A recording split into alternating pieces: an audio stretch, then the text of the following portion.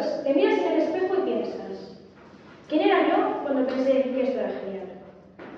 Así me siento últimamente, pero no solo con la ropa, es con todo. Mis amigos, la música, lo que quiero ser de mayor. Antes tenía claro que quería ser veterinario. Me imaginaba salvando perritos, ¿sabes?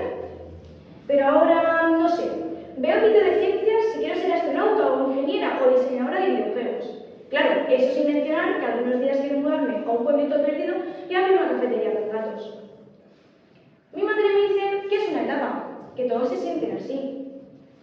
Pero, ¿y si me quedo así? ¿Y si soy una demandante, una adolescente para siempre? No sé si quiero que se me pase. Quiero decir, a veces veo a los adultos y parece que solo sobreviven. No sé si quiero eso, pero tampoco quiero estar cambiando de idea hasta los 80. Imaginaos, cambiando de carrera con esa edad. Creo que está bien no saberlo todo. Tal vez está bien no ser la misma persona hoy que mañana.